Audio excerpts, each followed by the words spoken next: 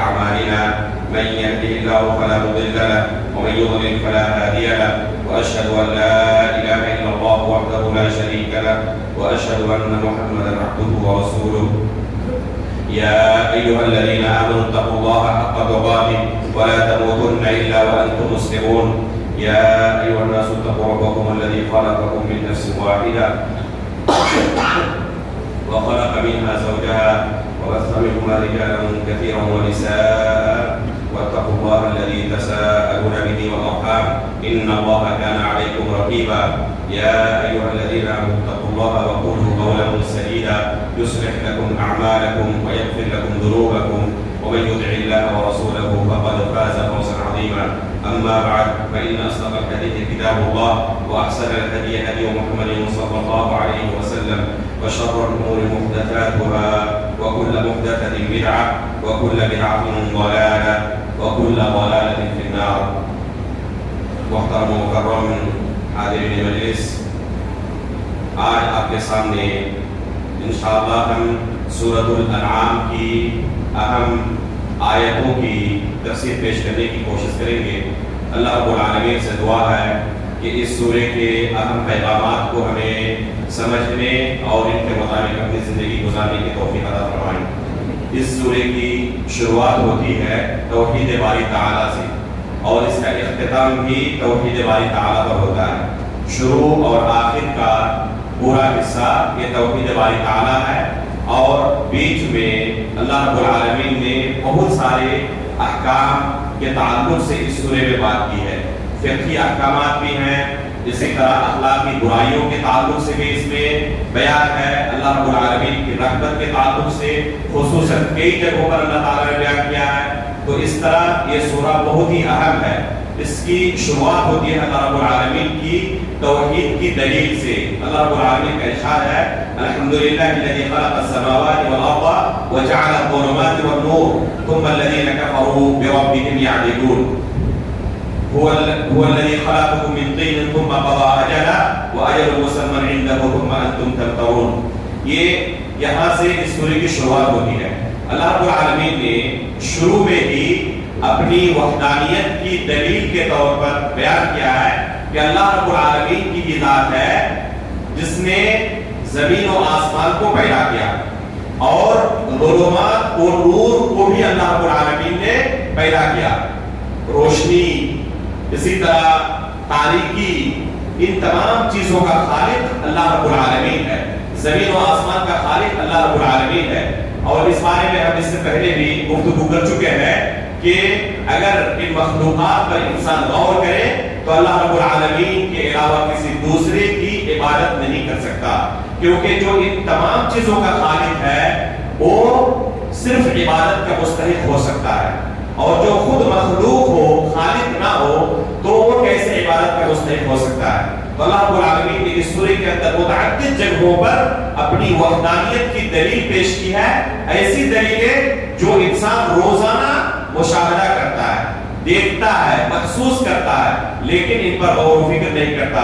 اللہ رب العالمین نے ان دلیلوں پر غور و فکر کرنے کی دعوت دی ہے کہ ان دلیلوں پر تم غور و فکر کرو اور اللہ رب العالمین کی وحدانیت کا اقرار کرو، اس کے علاوہ کسی کی عبادت نہ کرو۔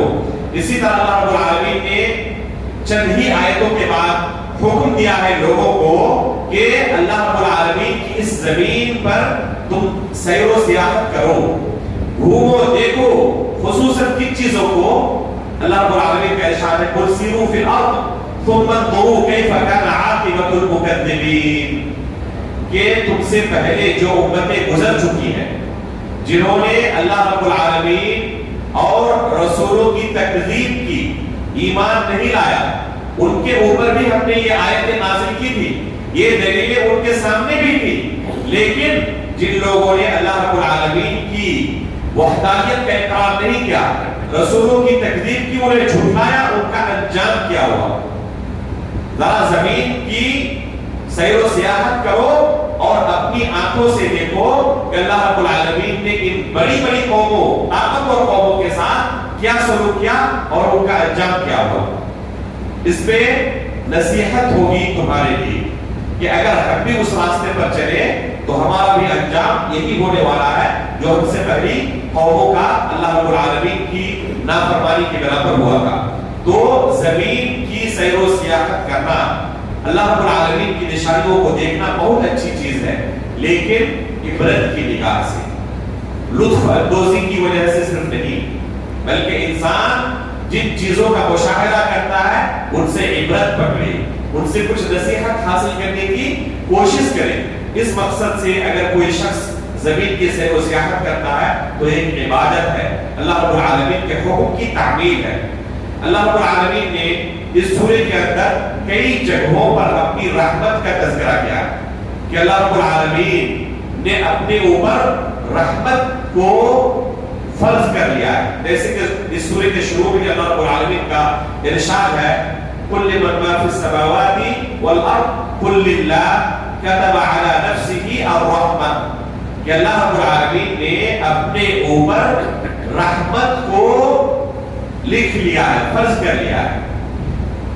دوسری حدیث، ایک حدیث میں اللہ کے رسول صلی اللہ علیہ وسلم اس کی تفسیر کرتے ہوئے فرماتے ہیں، اسی کی تفسیر ہے وہ کہ اللہ رب العالمین کا ارشاد ہے سبقت رحمتی علی غضبی، میری رحمت میرے غضب پر سبقت کر گئی ہے۔ اللہ رب العالمین کی دونوں صفت ہے، رحم کرنے کی بھی صفت ہے، اسی طرح غیظ و غضب کی بھی اللہ کی صفت ہے۔ اللہ رب العالمین جس طرح بندوں پر رحم کرتا ہے، اسی طرح اگر کوئی اس کی نافرمانی کرے تو اس کو دردناک عذاب کے اندر بھی مبتلا کرتا ہے۔ دونوں صفت اللہ کی ہے، لیکن رحمت والی صفت اللہ رب العالمین کی غضب والی صفت پر غالب ہے۔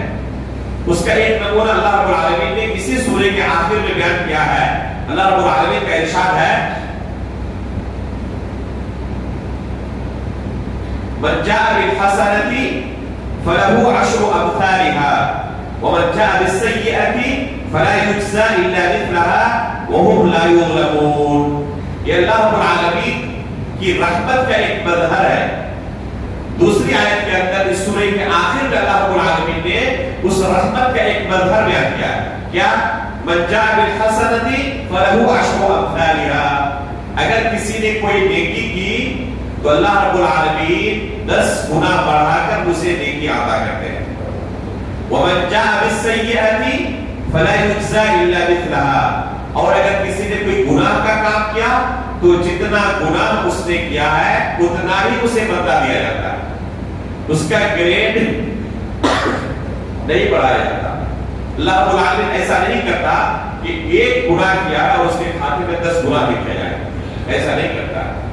نبی صلی اللہ علیہ وسلم نے اس کی تفسیر کرتے ہوئے کہا کہ جب بندہ کوئی نیکی کا ارادہ کرتا ہے، بس اس نے بھی صرف ارادہ کیا ہے نیکی کرنے کا، تو اللہ رب العالمین فرشتوں کو حکم دیتے ہیں کہ اس بندے کے کھاتے میں نامہ اعمال میں ایک نیکی لکھ دو، یہاں تک کہ جب وہ بندہ نیکی کر ڈالتا ہے تو اس کے کھاتے میں کتنی نیکیاں لکھی جاتی ہیں؟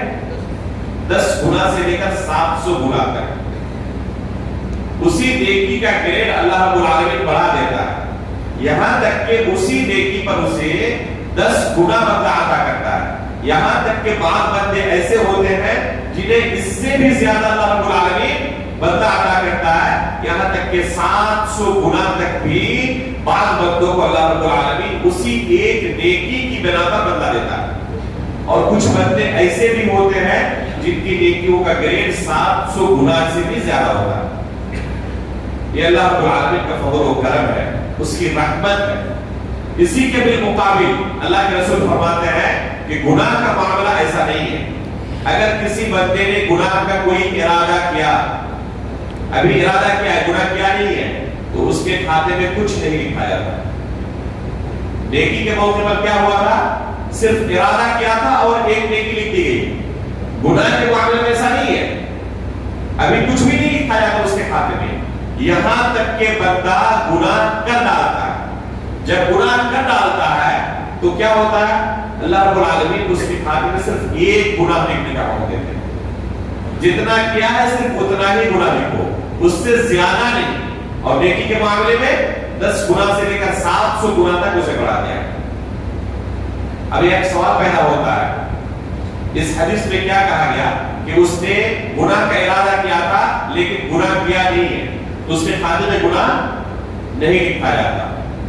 مان لیں کہ ایک شخص نے چوری کا ارادہ کیا کہ فلاں گھر میں جا کر آج چوری کرنی ہے، گیا اور جا کر لاکر کھولنے کی بہت کوشش کی لیکن کامیاب نہیں ہوا، چوری کر نہیں پایا، اس کے کھاتے میں گناہ لکھا جائے گا نہیں لکھا جائے گا؟ فرمائیں کیا خیال ہے؟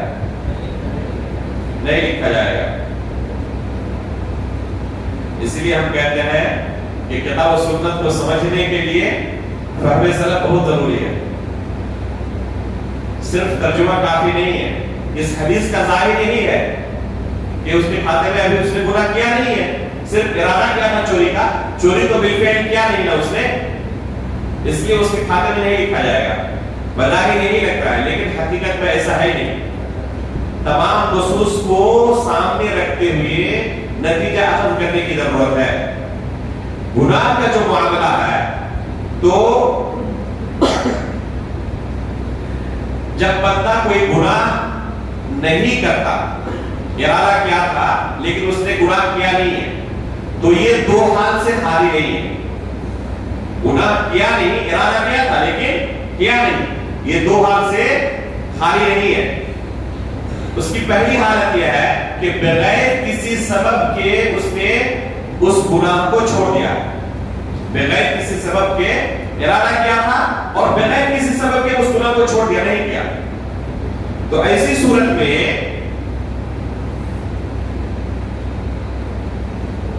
اس کی دو قسمیں ہیں، اور اگر کسی سبب سے اس نے اس گناہ کو چھوڑا ہے تو اس کی تین قسمیں ہیں، کل 5 قسمیں ہوں گی۔ پہلے 2 قسمیں، ایک شخص نے گناہ کا ارادہ کیا اور کسی سبب سے اس نے اس گناہ کو چھوڑ دیا، کیا نہیں، تو اس کی کتنی قسمیں؟ 3 قسمیں ہیں۔ پہلی قسم کیا ہے؟ پہلی قسم یہ ہے گناہ کا ارادہ کیا تھا لیکن اللہ رب العالمین کے ڈر سے اس نے اس گناہ کو چھوڑ دیا، اللہ رب العالمین کا ڈر دل میں داخل ہوا، خشیت الہی کی بنا پر اس نے وہ گناہ نہیں کیا۔ تو ایسے موقع پر صرف یہ نہیں کہ اس کے کھاتے میں گناہ نہیں لکھا جاتا بلکہ اس کے کھاتے میں خشیت الہی کی نیکی لکھی جاتی ہے۔ واضح؟ اس نے اللہ رب العالمین کے ڈر سے اس گناہ کو چھوڑ دیا تو اس کے کھاتے میں نیکی لکھی جاتی ہے، خشیت الہی کی، خوف الہی کی۔ یہ پہلی صورت ہے۔ دوسری صورت یہ ہے کہ اس نے لوگوں کے ڈر سے اس گناہ کو چھوڑ دیا، گناہ کا ارادہ کیا تھا لیکن کیا نہیں، کیوں؟ لوگوں کے ڈر سے۔ لوگ آج سے کیا کہیں گے؟ مجھے چور کہیں گے، آج سے زانی کہیں گے، ڈکیت کہیں گے، شرابی کہیں گے، کبابی کہیں گے۔ تو لوگوں کے ڈر سے اس نے کیا کیا؟ اس گناہ کو چھوڑ دیا۔ تو ایسے موقع پر ریاکاری کا گناہ اس کے کھاتے میں لکھا جائے گا، کیونکہ اس نے اس گناہ کو کس لیے چھوڑا ہے؟ ریاکاری کی وجہ سے۔ تو ریاکاری کا گناہ اس کے کھاتے میں لکھا جائے گا۔ تیسری صورت ہے کہ گناہ پر قدرت نہ ہونے کی وجہ سے اس نے اس گناہ کو چھوڑ دیا، اپنی طرف سے پوری کوشش کی لیکن کامیاب نہیں ہو سکا۔ مثلا چوری کی میں نے مثال دی، کوئی زنا کرنے کی پوری پلاننگ کیا ہے لیکن عین موقع پر پکڑا گیا اور انجام نہیں دے سکا۔ ایسی صورت میں اس کے کھاتے میں گناہ مکمل لکھا جائے گا جو اس نے ارادہ کیا تھا، اس لیے کہ اپنی طرف سے اس نے کوئی کوتاہی نہیں برتی، اپنی طرف سے پوری کوشش کی تھی گناہ کرنے کی لیکن کامیاب نہیں ہو سکا۔ ایسی صورت میں کیا ہوگا؟ اس کے کھاتے میں مکمل گناہ لکھا جائے گا۔ یہ 3 صورتیں ہیں، یعنی کسی نے گناہ کا ارادہ کیا اور کسی سبب سے اس گناہ کو اس نے نہیں کیا، اس کی 3 صورتیں، خشیت الہی کی بنا پر ہو نیکی لکھی جائے گی، ریاکاری کی وجہ سے ہو ریاکاری کا گناہ، اور نہ کر پانے کی وجہ سے ہو اپنی طرف سے پوری کوشش کر لی تو ایسی صورت میں مکمل اس گناہ کو اس کے کھاتے میں لکھا جائے گا.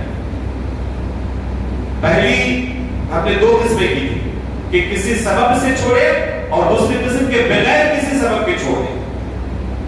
اگر بغیر کسی سبب کے چھوڑ رہا ہے تو اس کی 2 قسمیں.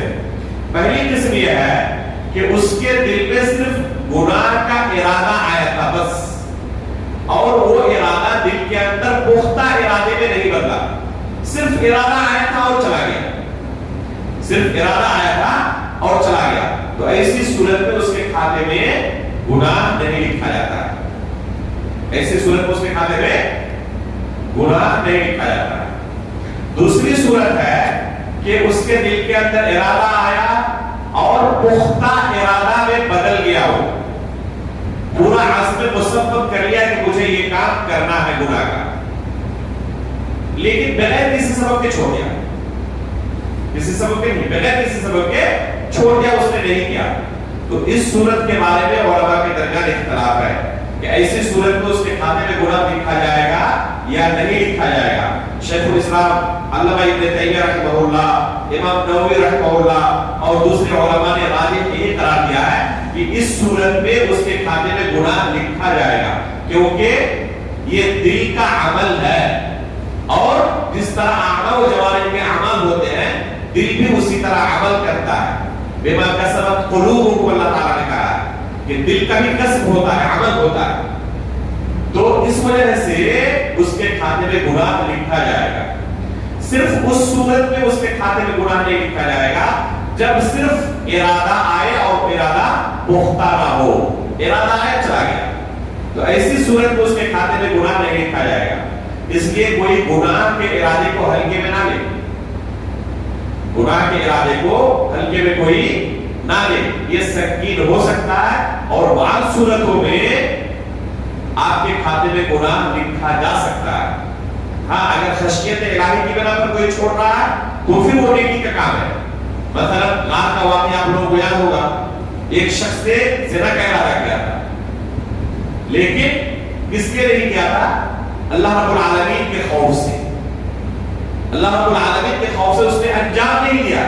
اسی نیک عمل کا واسطہ دے کر اس نے اللہ رب العالمین سے دعا کی تھی کہ اللہ یہ کام اگر میں نے تیری رضامندی کے لیے کیا ہے، تیرے خوف کی وجہ سے کیا ہے، تو میں اس عمل کا واسطہ دیتا ہوں، آج مجھے اس مصیبت سے نجات دے.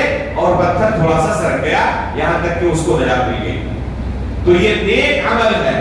اگر اللہ کے خوف سے کوئی کسی گناہ کو چھوڑ دے تو اس کی تفسیر ہے، یہ علی اطلاق نہیں ہے.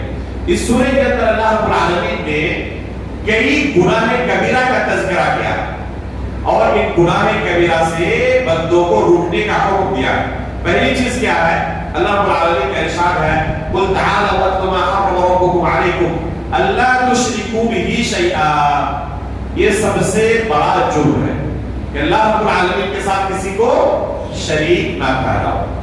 یہ ایسا جرم ہے جسے اللہ رب العالمین کبھی معاف نہیں کرتا، چاہے انسان کتنا ہی متقی پرہیزگار اور بزرگ کیوں نہ ہو جائے، اللہ رب العالمین کے نزدیک کتنا ہی محبوب کیوں نہ ہو، اگر یہ گناہ سرزد ہو جائے تو اللہ رب العالمین کی تمام تر عنایتیں اور تمام تر محبتیں اللہ رب العالمین کچھ نہیں دیکھتا، تمام کے تمام اعمال برباد ہو جاتے ہیں. اسی سورہ کے اندر اللہ رب العالمین نے ایک دو نہیں تقریباً 25 انبیاء کا ایک ساتھ تذکرہ کیا، 18 انبیاء کا تذکرہ کیا، 18 انبیاء کا ایک ساتھ تذکرہ کیا. اور تذکرہ کرنے کے بعد کیا کہا ہے؟ وَلَوْ أَشْرَكُوا لَحَبِطَ عَنْهُمْ مَا كَانُوا يَعْمَلُونَ. کہ یہ انبیاء اکرام بھی اگر شرک کریں تو ان کے تمام اعمال کیا ہو جائیں گے؟ برباد ہو جائیں گے. اگر انبیاء اکرام بھی شرک کریں تو ان کے بھی اعمال اگر برباد ہو سکتے ہو تو دوسرے لوگ کے برباد نہیں ہوں گے. اس لیے میرے بھائیوں یہ بہت سنگین جرم ہے اور اس سے کسی کو مطمئن نہیں ہونا چاہیے کہ میں موحد ہوں مجھ سے یہ عمل سرزد نہیں ہوگا. ابراہیم علیہ السلام جو امام الموحدین ہیں وہ خود اپنے بارے میں اور اپنی اولاد کے بارے میں اللہ تعالیٰ سے کیا دعا کرتے تھے؟ وَجْنُبْنِي وَبَنِيَّ أَن نَعْبُدَ الْأَصْنَامَ. اللہ مجھے اور میری اولاد کو بتوں کی عبادت سے بچا۔ ابراہیم علیہ السلام اگر شرک سے ڈر سکتے ہو تو ہمیں نہیں ڈرنا چاہیے؟ اس لیے ہر درجہ انسان کو چوکنا رہنا چاہیے کہ شرک کے گناہ کے اندر مبتلا نہ ہو جائے۔ تو یہ پہلا گناہ ہے، پہلا جرم ہے جس کا تذکرہ اللہ تعالیٰ نے کیا۔ اس کے بعد اللہ تعالیٰ نے کیا فرمایا؟ وَبِالْوَالِدَيْنِ إِحْسَانًا وَلَا تَقْتُلُوا أَوْلَادَكُمْ مِنْ إِمْلَاقٍ، بھوک کے ڈر سے، روزی کے ڈر سے اپنے بچوں کو قتل نہ کرو۔ وَلَا تَقْتُلُوا أَوْلَادَكُمْ مِنْ إِمْلَاقٍ، روزی کے ڈر سے، بھوک کے ڈر سے اپنے بچوں کو قتل نہ کرو۔ زمانہ جاہلیت کے اندر یہ گناہ دھڑلے سے لوگ کرتے تھے کہ اپنے بچوں کو قتل کر ڈالتے کہ ان کو رزق دینا پڑے گا، ان کے روزی روٹی کا بندوبست کرنا پڑے گا، ہم غریب ہیں، فقیر ہیں، کہاں سے انتظام کروائیں گے، اس لیے قتل کر ڈالتے ہیں۔ یہ زمانہ جاہلیت کی بات بیان کی جاتی ہے۔ کیا آج کا دور اس سے اچھا ہے یا اس سے بھی کیا ہو چکا ہے ہمارا دور؟ آج کے دور میں دھڑلے سے شریف لوگ یہ کام کرتے ہیں۔ پتا چل جائے کہ ماں کے پیٹ میں بچی ہے، بیٹی ہے، تو پیٹ کے اندر ہی قتل کر ڈالتے ہیں، ہے یا نہیں؟ یہ دھڑلے سے عام طور پر ہو رہا اور اسے لوگ جرم بھی نہیں سمجھتے۔ میرے بھائیوں، یہ قتل ہے، چاہے دنیا میں آنے کے بعد آپ قتل کریں، چاہے ماں کے پیٹ کے اندر قتل کریں، قتل قتل ہے۔ یہ آپ قاتل ہیں اگر یہ جرم آپ انجام دے رہے ہیں۔ ہمارے ایک استاد تھے، انہوں نے ایک واقعہ ذکر کیا، اللہ عالم یہ حقیقی واقعہ تھا یا انہوں نے درس اور عبرت پکڑنے کے لیے واقعہ بیان کیا تھا۔ بہرحال اپنے ایک استاد سے ہم نے ایک واقعہ سنا تھا۔ ایک ڈاکٹر کے پاس سے کوئی خاتون گئی کہ مجھے ابارشن کرانا ہے۔ کیوں؟ کیونکہ پیٹ میں بچی بن رہی ہے اور میرے پہلے ہی سے 3 بیٹیاں ہیں، کوئی بیٹا گھر میں نہیں ہے، تو اب چوتھی بیٹی کو میں جنم نہیں دے سکتی۔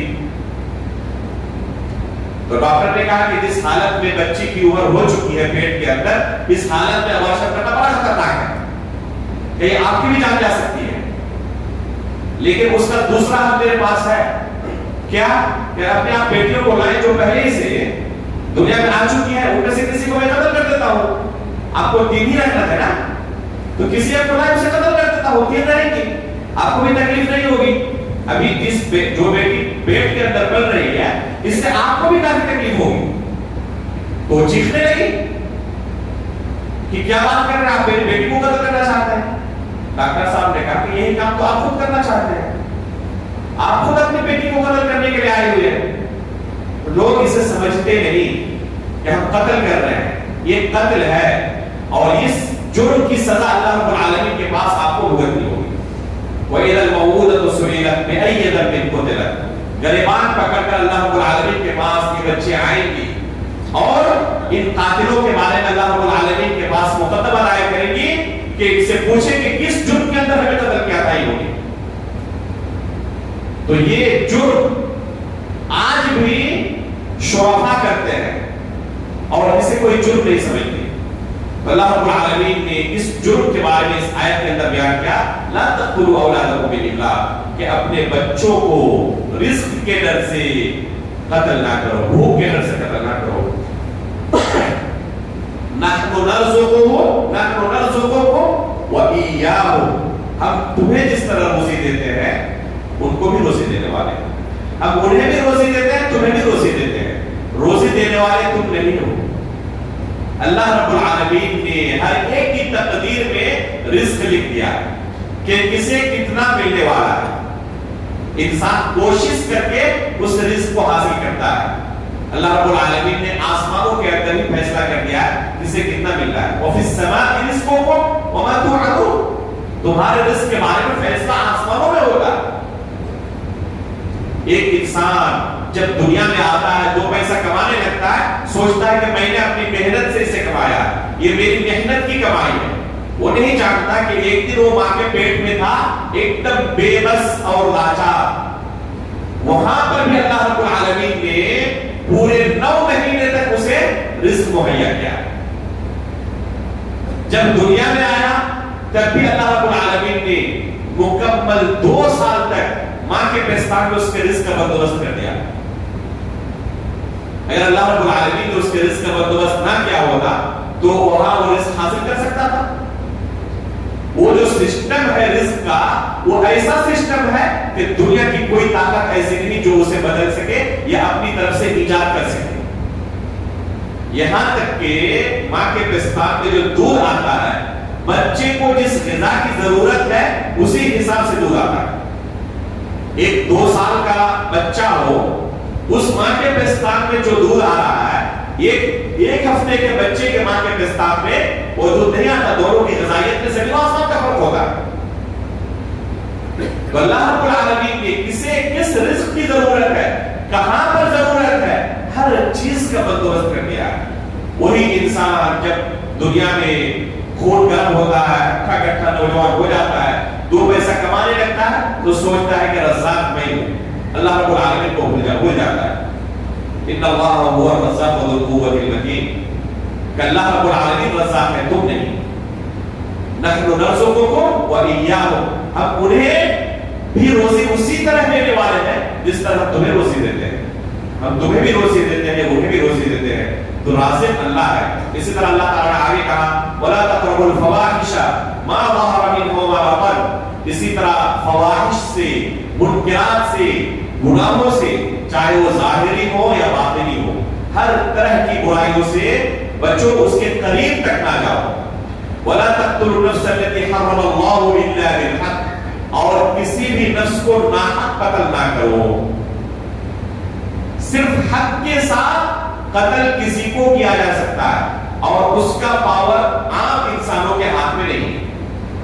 وہ ایک سسٹم کے تحت ولی الامر جو بادشاہ وقت ہے وہ اس کی تنفیذ کر سکتے ہیں. عدالت کے ذریعے پوری اس کی پروسیسنگ ہوگی, یہاں تک کہ جرم ثابت ہو جائے تو قصاصاً کسی کو قتل کیا جا سکتا ہے. یا کوئی زانی ہے, نکاح کیا ہوا تو اس کو قتل کیا جا سکتا ہے, رجم کیا جا سکتا ہے. لیکن یہ سزا عام انسانوں کے ہاتھ میں نہیں ہے. یہ سزا عام انسانوں کے ہاتھ میں نہیں ہے. یہاں تک کہ اگر کوئی شخص اس سزا کو تنفیذ کر دے, مثلا کسی کو کسی نے قتل کیا, مقتول کے وارثین اگر قاتل کو قتل کرتے قصاصاً تو یہ پکڑے جائیں گے عدالت میں, کیونکہ انہوں نے جرم کیا کیا ہے, انہوں نے حکم کی اس سزا کی تنفیذ کا جرم کیا. ان کے ہاتھ میں اللہ نے پاور نہیں دیا. اگر اس طرح ہونے لگے تو زمین کے اندر امن و امان کی جگہ کیا ہوگا, فتنہ و فساد برپا ہو جائے گا. اس لیے یہ نہیں سمجھنا چاہیے کہ جن جرموں کی بنا پر قتل وغیرہ کی سزا ہے یا ہاتھ کاٹنے کی سزا یا دوسری سزائیں اسلامی شریعت کے اندر جو ہے, تو یہ عام لوگوں کے اختیار میں نہیں ہے.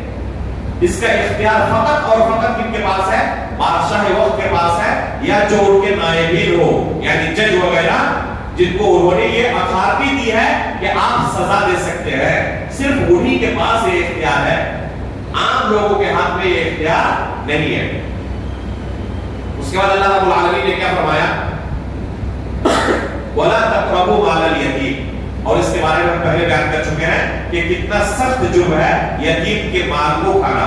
سورہ نساء کے اندر اللہ تعالی نے کیا فرمایا, ان الذين ياكلون اموال اليتامى ظلما انما ياكلون في بطونهم نارا وسيصلون سعيرا, کہ جو لوگ یتیم کا مال ظلمن کھاتے ہیں اپنے پیٹ کے اندر جہنم کی آگ کو داخل کر رہے ہیں, اور یہ قیامت کے دن جہنم میں داخل ہونے والے ہیں.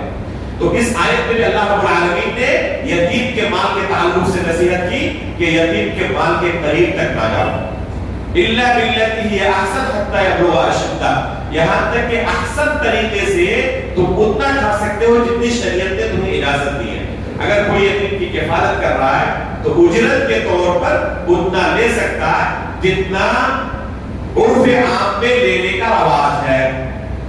اگر کسی دوسرے کو ہم یہ ذمہ داری دیتے اس بچے کی دیکھ ریکھ کرے تو اسے بھی کچھ تنخواہ دینی پڑتی نہیں پڑتی, تو جتنا دوسروں کو دینے کی ضرورت پڑتی جو کفالت کر رہا ہے وہ اتنا لے سکتا ہے. یعنی عرف کے اندر جس کا لینا ظلم نہ سمجھا جائے، اتنا وہ لے سکتا ہے، لیکن پھر بھی اگر بچ رہا ہے تو اور زیادہ اس کا احسان مانا جائے گا، لیکن لینا چاہے تو اتنا لے سکتا ہے جتنا عرف کے اندر جائز ہے اس کے لیے لینا، اس کے علاوہ اس کے لیے لینا جائز نہیں ہے۔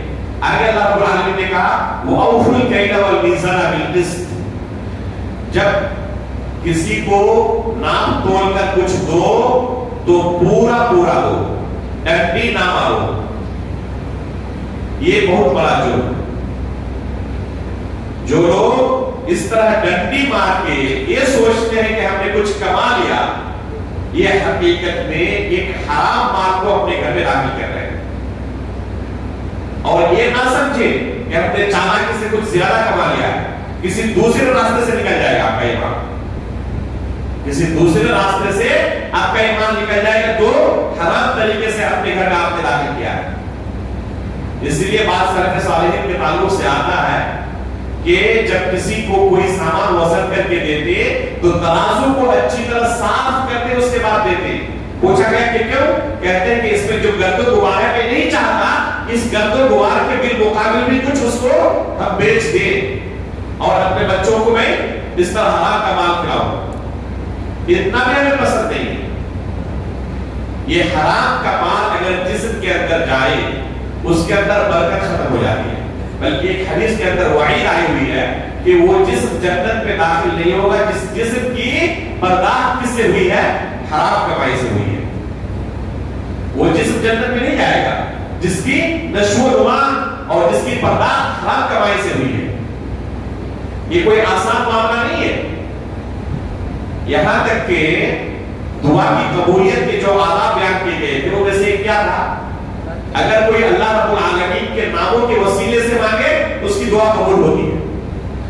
وہ بندہ جو خانہ کعبہ تک سفر کر کے گیا تھا اور وہاں اس پاک زمین میں اللہ رب العالمین کو یا کہہ کے پکار رہا تھا، اس کی بھی دعا قبول نہیں ہوئی۔ کیوں؟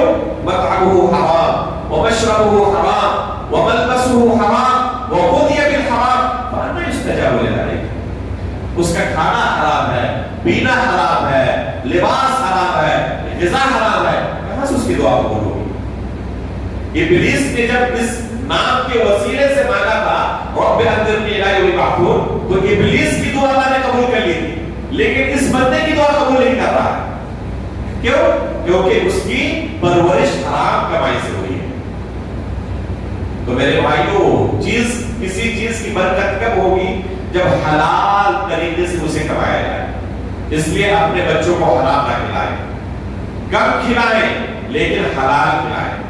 امام بخاری رحمہ اللہ کہتے تھے کہ ان کے والد ان سے کہا کرتے کہ الحمدللہ اللہ کے فضل و کرم سے ایک دانہ بھی، ایک درہم بھی میری کمائی میں سے حرام کی نہیں۔ تو اس طرح اگر کوئی حلال طریقے سے کمائے، گرچہ وہ تھوڑا ہو، اللہ رب العالمین اس کے اندر برکت عطا کرتا ہے، لیکن حرام کمائی گرچہ بہت زیادہ لگے اس کے اندر برکت نہیں ہوتی ہے، اور آخرت کے اندر جو وبال ہے وہ تو اپنی جگہ ہے ہی۔ اس لیے اس طریقے سے ڈنڈی مار کر کوئی شخص حرام طریقے سے کمانے کی کوشش نہ کرے۔ تو اس آیت کے اندر اللہ رب العالمین نے ان تمام گناہوں کے بارے میں بیان کیا کہ یہ تمام کبیرہ گناہ ہیں، ان سے تم بچنے کی کوشش کرو۔ اسی طرح اللہ رب العالمین نے ایک آیت کے اندر فرمایا اسی سورہ کے اندر قُلْ لَا أَجِدُ فِي مَا أُوحِيَ إِلَيَّ مُحَرَّمًا عَلَىٰ طَاعِمٍ يَطْعَمُهُ إِلَّا أَن يَكُونَ مَيْتَةً أَوْ دَمًا مَّسْفُوحًا أَوْ لَحْمَ خِنزِيرٍ فَإِنَّهُ رِجْسٌ أَوْ فِسْقٌ وَأُهِلَّ لِغَيْرِ اللَّهِ بِهِ۔ اس آیت کے اندر اللہ رب العالمین نے حرام چیزوں کا تذکرہ کرتے ہوئے کہا کہ کچھ چیزیں ایسی ہیں جن کا کھانا تم پر حرام ہے۔ ان میں سے پہلی چیز کیا ہے؟ لحم الخنزیر، سور کا گوشت تمہارے لیے حرام ہے۔ اسی طرح میتہ، مردار۔ میتہ کسے کہتے ہیں؟ وہ جانور جو بذات خود مر جائے، مرغی ہے، بکری ہے، جسے ذبح کیا جائے تو حلال ہے، لیکن خود سے مر جائے، دیوار گر گئی اور وہ کیا ہوا، جانور مر گیا، تو اس کا کھانا حرام ہے، جائز نہیں، وہ میتہ ہے۔ تو کوئی بھی جانور بذات خود مر جائے، اسے ذبح نہ کیا جائے تو میتہ اور اس کا کھانا حرام ہے۔ یہاں ایک اور مسئلہ ذکر کر دوں کہ میتہ صرف حرام ہی نہیں بلکہ ناپاک بھی ہے، ناپاک بھی ہے، یعنی کوئی جانور بذات خود مر جائے، بہت سارے اس مسئلے کو نہیں جانتے، جیسے ایک بکری ہے، بکری حلال ہے، پاک جانور ہے، اگر اسے ذبح کیا جائے یا زندہ رہے، دو صورتوں میں، زندہ بکری ہے تب بھی پاک ہے، ذبح کیا جائے تب بھی پاک ہے، لیکن کوئی بکری مر گئی تو اسے کیا کہیں گے، ہم میتہ کہیں گے، اور میتہ یہ ناپاک ہے۔ ناپاک کا مطلب اگر آپ کے کپڑے پر، آپ کے جسم پر لگ جائے تو اسے دھونا ضروری ہے، آپ کا کپڑا اور آپ کا جسم ناپاک ہو جائے گا اس سے۔ اگر کہیں پھینک کر آ رہے ہیں، آپ کا ہاتھ لگ رہا ہے اس پہ، تو یہ ہاتھ آپ کا ناپاک ہو، اسے دھونا ضروری ہے، کیونکہ اسے اللہ تعالیٰ نے ناپاک کیا ہے۔ اللہ کے رسول صلی اللہ علیہ وسلم فرماتے ہیں ایک حدیث کے اندر، کل یہاب دبغ ایوم یہاب دبغ فقد طہر، ایوم یہاب دبغ فقد طہر۔ اللہ کے رسول کی حدیث ہے کہ کوئی بھی ایسا جانور جو مردہ ہو، اس کے چمڑے کو دباغت دی جائے تو پاک ہو جاتا ہے۔ پاک ہو جانے کا معنی کیا ہے کہ پہلے کیا تھا، ناپاک تھا، اگر پہلے سے پاک تھا تو پاک ہو جاتا ہے، کہنا بے معنی ہوگا۔ تو اللہ کے رسول کا کہنا فقط طہر، یہ اس بات کی دلیل ہے کہ دباغت سے پہلے وہ جانور ناپاک تھا، اور یہ واحد حدیث ہے اس مسئلے کی دلیل کے لیے کہ مردہ حرام بھی ہے، ناپاک بھی ہے۔ مردہ کیا ہے، حرام بھی ہے، ناپاک بھی ہے۔ اسی طرح لحم الخنزیر حرام بھی ہے، ناپاک بھی ہے۔ آگے اللہ تعالیٰ نے کیا کہا، الا ان يكون میتۃ او دما مسفوحا، دم مسفوح، دم مسفوح کسے کہتے ہیں، ایسا خون جو جاری ہو۔ جب جانور کو ذبح کرتے ہیں تو خون کیا ہوتا ہے، فوارے سے نکلتا ہے، اسی خون کو دم مسفوح کہتے ہیں۔ یہ خون حرام ہے، جائز نہیں ہے، اس کا کھانا حرام ہے، یہاں تک کہ وہ جانور حلال رہے تب بھی وہ خون حرام ہے۔ جیسے بکری کو آپ نے ذبح کے مان لیجیے، ٹھیک ہے، تو بکری حلال ہے، لیکن جو خون نکلا یہ خون حرام ہے، جائز نہیں ہے، دم مسفوح حرام ہے۔ اللہ رب العالمین نے اس آیت کے اندر اسے حرام کہا ہے، یہ پورے میتۃ او دم مسفوحا او لحم خنزیر، تو دم مسفوح بھی لحم خنزیر کی طرح حرام ہے، سور کے گوشت کی طرح وہ خون بھی حرام ہے۔ اب سوال آتا ہے کہ پاک ہے یا ناپاک ہے، یہ کیا خیال ہے؟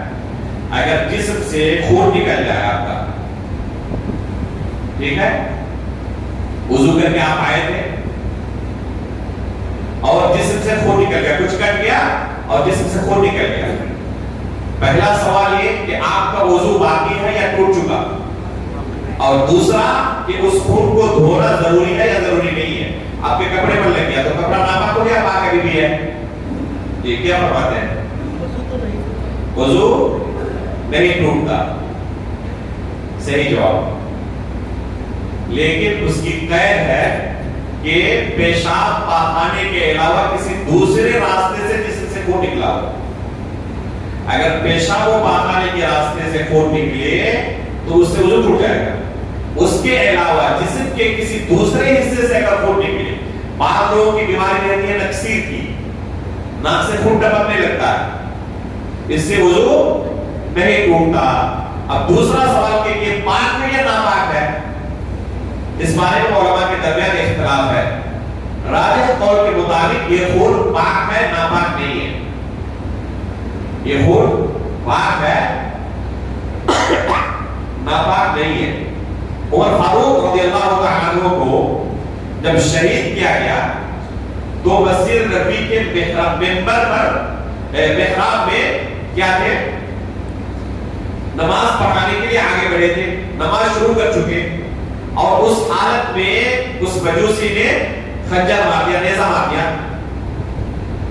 یہاں تک کہ آپ نماز آگے نہیں پڑھا سکے. عبد الرحمن بن عوف رضی اللہ تعالیٰ عنہ کو حکم دیا کہ آپ آگے نماز آ کر مکمل کرائیں. بے ہوش ہو کر گر پڑے، صحابہ کرام ان کو اٹھا کر لے گئے. یہاں تک کہ جسم سے خون بہہ رہا تھا، انہوں نے اسی حالت میں بعد میں وضو کیا اور پھر نماز ادا کی. تو یہ وضو کرنا ان کا بعد میں کس وجہ سے تھا؟ جسم سے خون بہنے کی وجہ سے نہیں، چونکہ بے ہوش ہو چکے تھے، اور بے ہوش ہونے سے عقل ظاہر ہو جانے سے وضو ٹوٹ جاتا ہے. اگر عقل ظاہر ہو جائے، مطلب کوئی سو جائے وضو کرنے کے بعد یا بے ہوش ہو جائے تو اس سے وضو ٹوٹ جاتا ہے. اس لیے انہوں نے وضو کیا، لیکن جسم سے خون بہتا رہا، اس کی انہوں نے کوئی پرواہ نہیں کی. امام احمد بن حنبل رحمہ اللہ کو خلق قرآن کے فتنے میں جب سزائیں دی گئی تو اس وقت بھی ان کے جسم سے خون جاری ہوتے اور نماز پڑھ رہے ہوتے. تو اس سے نماز کی صحت پر کوئی فرق نہیں پڑتا ہے. اگر کسی کے جسم سے خون جاری ہو تب بھی وہ نماز پڑھ سکتا ہے، اس سے وضو بھی نہیں ٹوٹتا اور وہ کپڑا بھی یا جسم بھی ناپاک نہیں ہوتا. تو یہ اہم حکم اس آیت کے اندر اللہ رب العالمین نے بیان کیا. اسی طرح آگے کہا کہ اگر غیر اللہ کے نام پر کوئی جانور چڑھایا گیا ہو، کسی جانور کو ذبح کیا گیا ہو، گرچہ وہ جانور حلال ہی کیوں نہ ہو، لیکن جب غیر اللہ کے نام پر اسے چڑھا دیا گیا تو اس کا کھانا حلال نہیں ہے، جائز نہیں ہے. اسی طرح ان جانوروں کا بھی کھانا جائز نہیں ہے جن کو غیر اللہ کے نام پر چھوڑ دیا جاتا ہے. غیر اللہ کے نام پر چھوڑ دیا جاتا ہے بہت سارے جانوروں کو، تو ان جانوروں کا بھی کھانا جائز نہیں ہے. یہاں تک کہ وہ مٹھائیاں بھی جو چڑھاوے کے طور پر غیر اللہ پر چڑھائے جاتے ہیں، بہت سارے لوگ ایسی مٹھائیاں دیتے ہیں اپنے مسلمان بھائیوں کو بھی، مسلمان دوستوں کو ایسی مٹھائیاں دیتے ہیں، ان کا کھانا بھی جائز نہیں ہے جن کو غیر اللہ کے نام پر چڑھایا گیا ہو. اسی طرح اس سورے کے اندر اللہ رب العالمین نے مشرکین کا ایک کفریہ عقیدہ نقل کیا ہے تقدیر کے متعلق. وہ کیا ہے؟ سيقول الذين اشركوا لو شاء الله ما اشركنا ولا آباؤنا. یہ مشرکین کہتے ہیں کہ اگر اللہ تعالیٰ نہ چاہتے تو نہ ہم شرک کرتے نہ ہمارے باپ دادا شرک کرتے. یہ اللہ رب العالمین نے ہماری تقدیر میں لکھ دیا تھا، اس لیے ہم نے شرک کیا. خطبہ جمعہ کے اندر اس مسئلے کو آپ کے سامنے بیان نہیں کیا گیا تھا. ایسے تمام لوگوں سے آپ کہیں کہ کیا آپ کو کبھی احساس ایسا ہوتا ہے کہ آپ کو گناہ کرنے پر مجبور کیا جا رہا؟ ظاہر سی بات ہے کہ کوئی انسان مجبور نہیں ہے. جس طرح دنیاوی معاملات میں ایک انسان ہمیشہ اسی چیز کو اختیار کرتا ہے جو اس کے لیے نفع بخش ہو، جو نقصان دہ اس سے بچتا ہے، تو اسی طرح آخرت کے معاملے میں بھی اسی چیز کو اختیار کرے. مشرکین کا یہ کہنا کہ اللہ نے ہماری تقدیر میں لکھا تھا اس لیے ہم نے ایسا کیا، ایک باطل عقیدہ ہے اور اس دلیل کی کوئی اہمیت نہیں. خود اس دلیل کو وہ اپنی عملی زندگی کے اندر قبول نہیں کر سکتا. اگر کوئی شخص اسے نقصان پہنچائے، اس کا مال ہڑپ لے، اس کے بچے کو قتل کر ڈالے اور وہ یہی دلیل پیش کرے کہ اللہ نے میری تقدیر میں لکھا تھا اس لیے میں نے آپ کا مال چوری کیا، اللہ نے میری تقدیر میں لکھا تھا اس لیے میں نے آپ کے بیٹے کو قتل کیا، تو کیا وہ مان لے گا اس دلیل کو؟ اسے سزا دے گا. تو خود اس دلیل کو قبول نہیں کر سکتا. اور جب قیامت کے دن اللہ رب العالمین کے وہاں پہنچیں گے اور اپنے آنکھوں کے سامنے جنت و جہنم کو دیکھیں گے، اس وقت اس دلیل کا وہ حوالہ نہیں دیں گے. وہاں پر ان سے پوچھا جائے گا کہ کیوں جہنم آ گئے، تو اس وقت نہیں کہیں گے ہمارے تقدیر میں لکھا تھا جہنم اس لیے آ گئے. اس وقت کیا کہیں گے؟ ما سلککم فی سقر قالوا لم نک من المصلین وَلَمْ نَكُنْ نُطْعِمُ الْمِسْكِينَ. اس وقت کہیں گے کہ ہم نماز نہیں پڑھتے تھے، مسکینوں کو کھانا نہیں کھلاتے تھے. جو اللہ رب العالمین کی آیتوں کے تعلق سے مذاق اڑاتے تھے ان کے ساتھ ہم بھی مذاق اڑاتے تھے، اس لیے جہنم میں آ گئے. اس وقت ان کے ہوش ٹھکانے آ جائیں گے، اس وقت اس تقدیر کا وہ بہانہ نہیں بنائیں گے. عمر فاروق رضی اللہ عنہ کے زمانے کا ایک واقعہ ہے، بیان کیا جاتا ہے کہ ایک شخص آیا شراب کے جرم میں پکڑا گیا. اس نے یہی دلیل پیش کی کہ اللہ نے میری تقدیر میں لکھا تھا اس لیے میں نے یہ جرم کیا. تو کیا کہا جواب میں؟ کہ ابھی جو تم پر کوڑے برسائے جائیں گے یہ بھی اللہ کی تقدیر کے تحت ہے. ابھی جو تم پر کوڑے برسائے جائیں گے یہ بھی اللہ تعالیٰ نے لکھا ہے, اس لیے صبر کرو. جس طرح تم نے وہ صبر کیا ہے اس لیے اس پر بھی صبر کرو. تو کوئی اپنے فائدے کے لیے صرف تقدیر کا حوالہ دیتا ہے. اس لیے شیخ الاسلام کہتے تھے کہ تم لوگ بسا اوقات قدری ہوتے ہو, بسا اوقات جبری ہوتے ہو. ہمیشہ ایک حالت پر نہیں رہتے. جہاں آپ کا فائدہ نظر آیا وہاں تم بدل گئے. تو انسان تقدیر کے معاملے میں جو تقدیر کو حجت بنا کر پیش کرتا ہے نہ صرف اپنے فائدے کے وقت تقدیر کا حوالہ دیتا ہے. اس لیے اللہ تعالیٰ نے کیا فرمایا, فاصبر ان وعد اللہ حق واستغفر لربک, کہ صبر کرو. کس وقت؟ اگر تمہیں کوئی مصیبت لاحق ہو جائے. حقیقت میں تقدیر کا حوالہ کب دیا جائے گا؟ جب انسان پر کوئی مصیبت طاری ہو جائے. صرف اس وقت تقدیر کا حوالہ دیا جائے گا اور تسلی اس سے حاصل کی جائے گی. مثلا کسی شخص کو کوئی مصیبت لاحق ہو گئی, اس کے گھر میں آگ لگ گئی, اس کا بیٹا جوان بیٹا فوت ہو گیا, تو ایسا شخص تقدیر کا حوالہ دے سکتا ہے کہ اللہ رب العالمین نے میری تقدیر میں لکھا تھا اس لیے ایسا ہوا ہے, میں اس پر صبر کرتا ہوں. تو یہاں پر تقدیر کا حوالہ دینا صحیح ہے. اللہ تعالیٰ نے اسی کا حکم دیا فاصبر, کہ تم صبر کرو. لیکن اگر کوئی گناہ کرے تو وہاں پر نہیں کہا کہ تم تقدیر کا حوالہ دو, بلکہ وہاں کیا کہا واستغفر لربک, یہ تمہارا گناہ تھا, اللہ تعالیٰ سے اپنے گناہوں کی بخشش طلب کرو کہ اللہ تمہیں معاف کر دے, میں نے گناہ کیا تھا. تو تقدیر کا حوالہ کب دیا جائے گا؟ اگر مصیبت اس پر ٹوٹ پڑی ہے. لیکن خود سے جرم کرے اور تقدیر کا حوالہ دے, یہ آگے ہو جائے گی. یہ تمہارا اپنا جرم ہے, اللہ رب العالمین سے اپنے جرم کی معافی طلب کرو. تو یہ چند اہم احکام و مسائل تھے. یہ ایک صرف یہ کہہ کے انشاءاللہ آپ کے درس کو ختم کروں گا. اس سورے کے اندر ایک آیت ہے جس کے بارے میں شیخ الاسلام ابن تیمیہ رحمہ اللہ فرماتے ہیں کہ دنیا کے اندر جتنی بھی خیر کی چیزیں ہیں اس آیت کے اندر اللہ رب العالمین نے اسے سمیٹ دیا ہے. وہ کون سی آیت ہے؟ وَتَمَّتْ كَلِمَةُ رَبِّكَ صِدْقًا وَعَدْلًا. بظاہر اگر ترجمہ پڑھیں تو کوئی خاص چیز نظر نہیں آتی, لیکن اس آیت کی معنویت پر غور کریں گے تو دگ رہ جائے گی. اللہ رب العالمین نے دو عمل کا تذکرہ کیا ہے اس آیت کے اندر. ایک ہے صدق اور دوسرا ہے عدل. صدق یعنی سچائی اور عدل یعنی انصاف کرنا.